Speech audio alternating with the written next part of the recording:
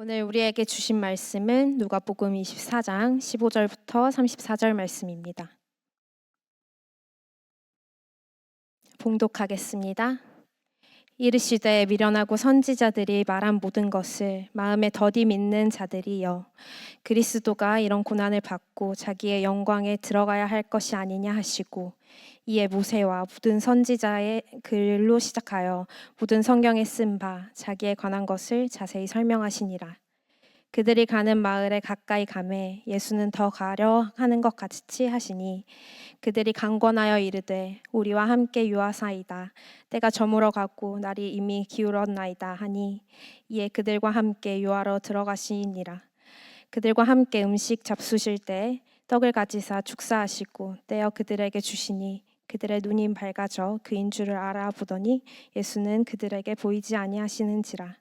그들이 서로 말하되 길에서 우리에게 말씀하시고 우리에게 성경을 풀어주실 때 우리 속에서 마음이 뜨겁지 아니하더냐 하고, 곧 그때로 일어나 예루살렘에 돌아가 보니 11 제자 및 그들과 함께한 자들이 모여 있어 말하기를 주께서 과연 살아나시고 신문에게 보이셨다 하는지라. 아멘. 아멘. 오늘은 누가복음 24장 마지막 부분의 말씀을 가지고 여러분과 함께 하나님의 은혜 나누고자 합니다.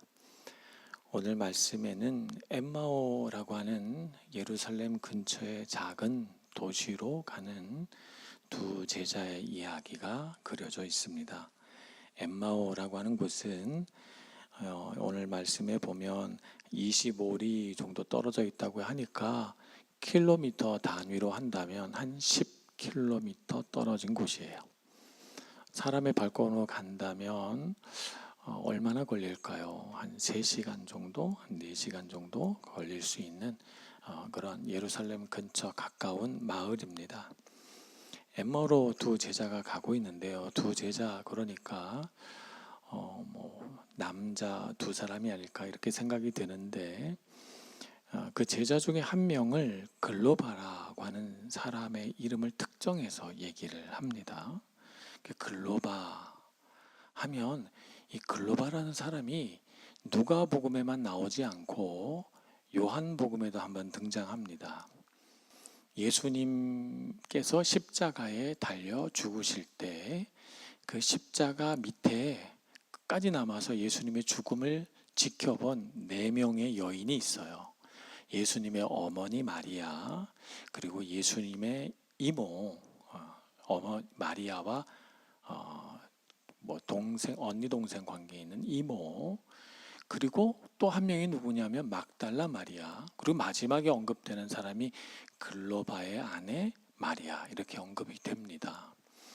그래서 이 글로바라고 하는 사람의 아내 마리아라고 하는 여인은 굉장히 예수님을 신실하게 따르는 제자였다는 사실을 십자가 밑에 모인 4명의 여자 가운데 한 명이었다는 사실로 알 수가 있습니다. 그러니까 그걸로 유추해 보건대 엠마오로 가고 있는 이 두 제자는 한 명은 글로바고 또 한 명은 그의 아내 마리아가 아니었을까, 이렇게 추측이 가능하죠. 그러니까 우리가 일반적으로 아는 것처럼 남자 2명이 아니라 그냥 글로바와 그의 아내일 가능성이 대단히 높아 보인다는 것입니다. 그래서 굳이 글로바만 언급하고 그의 아내는 언급을 안 해도 되는 것이죠. 글로바 부부니까요. 이렇게 두 제자가 엠마오로 가고 있습니다. 엠마오로 가는 이유는 무엇일까요? 예루살렘에서 예수님이 십자가에서 죽으신 지 얼마 되지 않았고, 그들이 하는 말을, 주고받는 말을 19절에서 24절 사이에 이야기를 들어보면 예수님이 부활하셨다라는 이야기까지 듣고 지금 엠마오로 가고 있습니다. 그러니까 예수님께서 금요일 저녁에 죽으셨으니까 그들이 엠마오로 가고 있는 시점은 주일 오후 정도 된 것이죠. 왜냐하면 가다가 금세 날이 저물어 유숙하게 되었다라고 돼 있으니까 주일 오후 정도에 예루살렘에서 출발해서 떠나고 있었던 거예요. 그들이 떠나는 이유는 예루살렘에서 앞으로 큰 박해가 일어나겠구나, 예수 믿는 제자들을 다 잡아서 사람들이 예수당 예수 믿는 사람들 다 혼을 내버리자, 이참에 이 무리들을 뿌리를 뽑자, 이렇게 할 것이 뻔하니까. 그래서 그것이 무서워서 제자들도 예루살렘에서 문을 다 닫고 아무도 없는 것처럼 조용히 있고 그랬잖아요. 그죠? 그래서 예수님이 문이 다 닫혀 있는 그 방 안에 갑자기 나타나셔서 부활하신 예수님의 모습을 보여주시곤 했어요. 그러니까 이 두 제자도 이제 큰 바퀴가 일어나겠구나, 자 우리 피하자 하고 예루살렘을 떠나는 거예요. 떠나는 이 두 사람의 마음이 어때요? 마음이 많이 슬프고 괴로워요. 그래서 예수님이 그들을 걸어가는 길에 동행하셔서 이보시오, 무슨 일이 있었습니까? 왜 그렇게 표정이 어둡습니까? 이렇게 물었더니 그들이 멈추어 서서 얼굴에 슬픈 기색을 하고, 아니 당신이 예루살렘에 있으면서 일어난 일을 모른단 말이요 라고 하면서 예수님의 죽음과 또 그분의 부활과 떠도는 소문들을 이야기하면서 그 마음이 그냥 너무 아픈 거예요. 예수님에 대해서 얘기하고, 예수님의 얘기를 예수님 눈앞에서 하면서 너무 슬퍼하는 거죠. 한편으로는 예수님을 너무 사랑했고, 또 한편으로는 예수님이 죽으셨다 생각하니까 너무 허무하고 또 실망스럽고, 자신의 삶을 어찌할 바를 몰라서 그냥 발길 닿는 대로 떠나자 하고 떠나는 이 외롭고 쓸쓸한 두 제자 곁에 예수님이 찾아오신 거예요. 자, 그러면 예수님이 여기까지 얘기를 들으시면, 얘들아 나야, 내가 예수야 하고 밝혀주시면 이 제자들이 얼마나 기뻐하고 좋아했을까요? 그런데 예수님은 그렇게 하지 않으세요. 그래서 오늘 25절 말씀에 보면 이 두 제자를 책망하시기를, 미련하고 선지자들이 말한 모든 것을 마음에 더디 믿는 자들이요, 그리스도가 이런 고난을 받고 자기의 영광에 들어가야 할 것이 아니냐 하시면서 27절에 보면 모세와 모든 선지자의 글로 시작하여 모든 성경에 쓴 바 자기에 관한 것을 상세히 설명하셨다, 이렇게 돼 있습니다. 모세의 글, 또 선지자들의 글이라고 하는 것은 오늘날처럼 구약 성경이라고 하는 말이 없었기 때문에 옛날 예수님 시대에 율법과 선지자, 모세와 선지자 이렇게 부르면 구약 성경을 가리키는 일반적인 말이었어요. 그러니까 예수님에 관한 이야기가 어디에 다 있다는 거예요? 구약 성경에 다 있다는 거예요. 그래서 예수님이 구약 성경에 있는 예수님의 말씀을 다 풀어주시는 거죠. 율법서에 있는 말씀, 선지서에 있는 말씀 다 풀어서 설명을 해주시면서 그리스도라고 하는 것이 사람들이 기대했던 것처럼 세상의 성공과 성취와 화려한 영광과 능력을 가지고 나타나는 것이 아니라 사람의 가장 낮은 곳, 가장 어둡고 고통 가운데 있는 곳에 오셔서 이사야서 53장에 나와 있는 것처럼 우리의 슬픔을 대신 당하고 우리가 져야 할 인생의 질고를 대신 지시고, 아무도 예수님이 그렇게 하시는 것을 알아보지 못할 때 자기네 스스로 그 모든 것을 지고 죄와 허물을 위하여 죽으셨다라고 하는 것이죠. 그것을 쭉 성경을 통하여 말씀하십니다. 예수님의 부활에 관하여 많은 사람들이 예수님을 보면 믿겠다 이렇게 말합니다. 그런데 예수님을 보면 믿겠다고 해도 마태복음 28장에 보면 예수님을 뵙고도 도리어 마음에 의심하는 자가 있더라 라고 기록한 걸 보면 봐야 믿는 건 아닙니다. 믿음이라고 하는 것은 무엇입니까? 내가 손으로 만져보고 내가 눈으로 보고 귀로 들어야 믿는 것이 아니라 믿음은 마음으로 믿는 거예요. 그래서 예수님은 자기 몸으로 부활을 증거하지 않으시고 성경에 있는 말씀으로 하나님께서 이 오래전 1000년 몇백 년 전부터 예언하신 그 메시아가 어떤 분인가를 설명하시고 바로 예수님이 그분이시다 하는 것을 성경을 통해서 증거해 주시는 것이죠. 오늘날 우리는 예수님을 뵙지 못하고도 그분이 왜 죽으셨는지, 그리고 그분이 어떻게 부활하셨는지 그 이유와 목적을 잘 압니다. 그리고 믿습니다. 여러분, 성경을 통해서 예수님을 믿으시길 바랍니다. 간혹 제자 훈련을 하다 보면 저한테 그런 얘기를 하시는 분이 계셔요. 꿈에라도 예수님을 한번 뵙고 싶어요. 이렇게 저한테 얘기를 하시더라고요. 그래서 그게 소원이 너무 크셔가지고 제발 꿈에 나타나세요. 오늘 밤 꿈에 나타나시기를 뭐 이렇게 기도하신 분도 제가 뵙기는 했습니다만 예수님의 살아계심과 그분의 죽으심과 부활은 꼭 뵈야 되는 건 아닙니다. 우리 마음속으로 주님을 영접하고 그분이 나 때문에 죽으셨구나 하는 것을 깨닫고 그분의 죽음 앞에 눈물을 쏟고 나 때문이구나 하고 그분의 십자가 곁으로 가까이 다가갈 때 우리 안에 생기는 감동이 그분의 죽으심과 부활을 증거하는 것이다. 저는 그렇게 믿습니다. 그래서 보지 않고도 믿는 자는 복되도다. 예수님께서 요한복음에서 그렇게 말씀하셨죠. 이 두 제자는 예수님의 말씀을 들으면서 마음이 뜨거워집니다. 마음에 뭔가 뭉클한 감동과 말로 형언할 수 없는 어떤 열망 같은 것들이 솟구쳐 올라오죠. 그것이 뭐냐 하면 주님께서 주시는 생명이고 주님께서 주시는 열정이고 믿음입니다. 주님 우리 안에 들어오시면 그렇게 가슴이 뜨거워지고 뭔가 할 수 있을 것 같은 생각이 들거든요. 주님께서는 그렇게 성경 말씀을 통해서 우리 곁에 오십니다. 우리 마음에 들어오십니다. 그러니 여러분, 예수님을 뵙는 것도 중요하지만 성경 말씀으로 깨닫고 또 감동을 받고 믿는 것이 더 중요하다 하는 것 잊지 마시기 바랍니다. 자, 이렇게 이야기를 주고받으면서 엠마오 근처까지 왔는데 해가 저물었습니다. 그래서 그 마을에서 유숙하려고 한 집에 들어갔지요. 그리고 예수님께서 저녁 먹으려고 제자들과 함께 앉으셨습니다. 만찬을 나누시려고 하는데 예수님께서 떡을 들어서 빵을 들어서 하늘을 우러러 감사기도 하시면서 나누어 주실 때 갑자기 이 두 제자의 눈이 열리면서 주님이시구나 하고 알아보게 됩니다. 그런데 예수님이 바로 그 순간 사라지시죠. 사람이 식사를 한 최초의 기록은 창세기 3장에 나옵니다. 최초의 식사.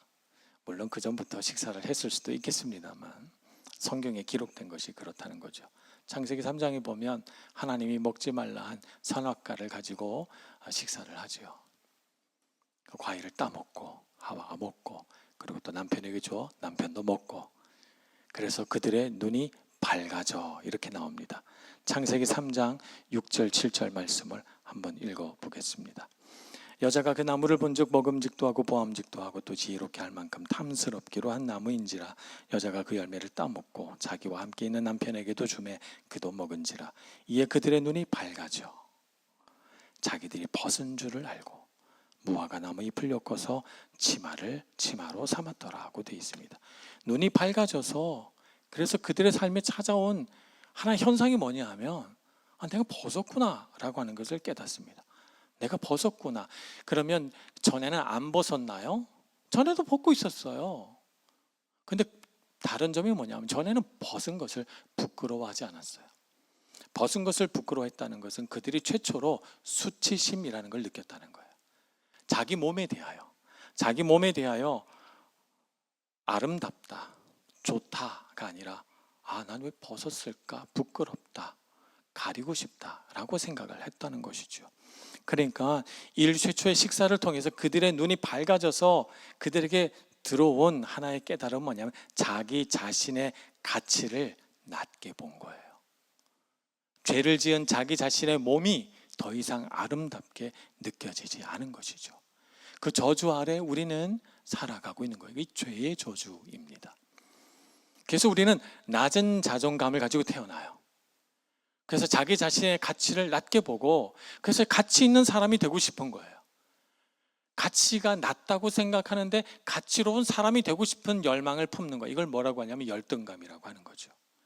그래서 그 열등감을 어떻게 하든지 극복하려고 애쓰는 과정을 겪어요, 사람은. 근데 예수님께서는 제자들과 마지막 만찬을 통해서 어떻게 하십니까? 떡을 나누어 주면서 이것은 내 몸이니 너희를 위하여 주는 내 몸이니 이것을 먹고, 이것은 또 잔을 나누시면서 이것은 너희를 위하여 주는 내 피니 이것을 마시고 생명을 얻으라 라고 하십니다. 예수님의 거룩한 몸과 예수님의 신령한 피를 먹고 마심으로 우리의 몸이 어떻게 된다는 거예요? 거룩하고 신령한 예수님의 몸처럼 된다는 거예요. 그 부끄러운 몸이 수치심과 열등감에서 벗어나지 못하고 고통하던 저주의 몸이 예수님의 몸을, 예수님의 그 거룩하신 구원의 사역들을 내 것으로 받아들임으로써 내가 달라진다는 거예요. 나의 가치, 나의 의미, 내 인생의 목적이 달라진다는 거죠. 그래서 더 이상 내 자신을 놓고 부끄럽다, 수치스럽다 라고 느끼지 않고 나 자신에 대하여 감사하다, 하나님의 자녀로서 나는 자랑스럽다 라고 생각하게 된다는 것이죠. 그래서 우리가 인류가 갖고 있던 이 벗어나지 못하는 수치심과 부끄러움, 죄의 저주로부터 예수님을 통하여 한 번에 벗어날 수 있는 거예요. 그래서 예수님은 지금 고통 가운데 슬퍼하며 길을 떠나고 있는 두 제자에게 나타나셔서 마지막 만찬에 하신 것처럼 떡을 떼어 나누어 주면서 너희를 위하여 죽은 내 몸이다 라고 하시면서 그들에게 주자 그들의 눈이 밝아져 예수님을 알아보게 된 것이죠. 오늘 우리의 삶에도 이러한 역사가 일어나기를 소망합니다. 청년의 때에 세상에 나와 도전하다 보면 세상이 자꾸 우리 자신에 대하여 부족하다고 말하는 것 같아요. 시험에도 떨어져 보고 또 여러 가지 도전 가운데 사람들과 경쟁하고 또 비교하다가 나는 왜 이럴까? 라고 하는 생각에 잠길 때 여러분, 주님의 몸과 피가 우리 안에 있음을 기억하시길 바랍니다.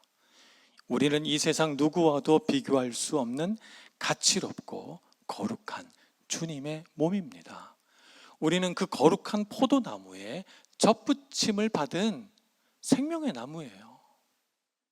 그래서 예수님으로부터 그 모든 영양소를 빨아들여서 열매를 맺으라고 부르심을 받은 자들이에요.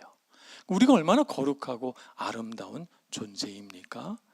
그러니 여러분, 세상이 우리를 비교하고 경쟁시켜서 등수를 정할 때 여러분 거기에 굴하지 마시고 여전히 주님 앞에서 여러분은 사랑받는 아들이요 딸임을 기억하시고 이 세상의 어느 누구도 우리를 비교할 수 없다는 사실을 깨닫고 꿋꿋이 믿음으로 살아가는 여러분들 되시길 축복합니다.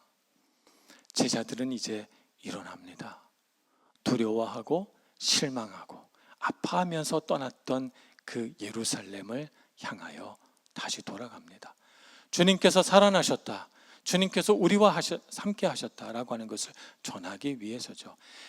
주님께서 그들과 정말 함께 하셨다는 그 사실이 그들 마음에 어떻게 남아있는가 하면 그들이 나눈 대화를 보면 알 수 있습니다. 그들이 이렇게 주고받습니다. 길에서 우리에게 말씀하시고 우리에게 성경을 풀어주실 때 우리 속에서 마음이 뜨겁지 아니하더냐라고 서로 이야기를 주고받습니다. 너도 그렇더냐? 나도 그랬다.